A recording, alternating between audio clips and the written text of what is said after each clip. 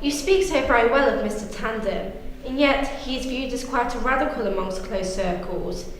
He appears to be a bit eccentric. Do you agree, Florence? There are people, rumours for lack of a better word, that describe Mr. Tandum as being two men.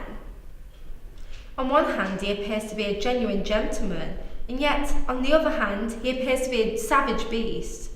Which was the real Mr. Tandum, I wonder? It's always been advised to stay away from such confused men. If a man does not know his true calling, then why not simply look the other way?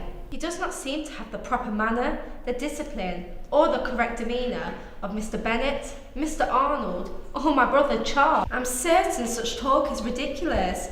Only one can imagine where such fabrications of reality get made. It is pure theatrics. But where was I? Oh yes, may I remind you that my brother Charles will not hear of such nonsense, as I'm sure it will humiliate any further advancements he has in mind for you.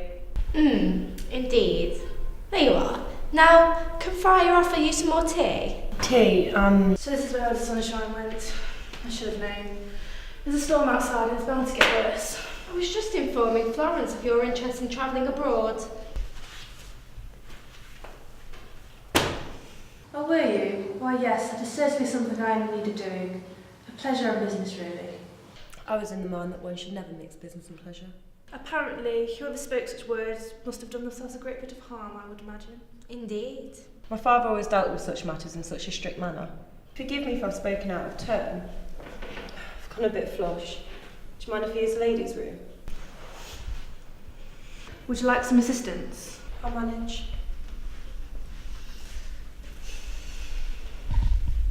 She's upset.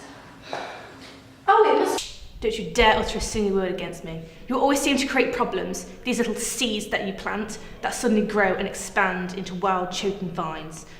For any person that you decide to aim them at, I've seen it all done before. Charles, I'm shocked by your accusation. Victoria, if word gets back to me that you've poisoned my chance of happiness, God help me, sister or no sister, I'll be sure to match evil with evil. Is that clear? Now go check on Mrs. Gallo before you embarrass yourself any further.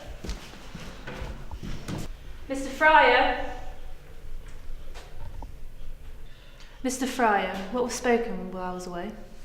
Mrs. Victoria spoke of Mr. Tandum in a possible courtship with Mrs. Galloway. I'm sorry, sir. Is there any truth to this? I have no way of knowing, sir. Would you like me to travel into town and place an inquiry? No, please don't do that. From what you overheard, is it plausible? Surely this must be due to the rumour. Her reputation. I believe it's alluded to something more, sir, but I cannot say for certain. Well done.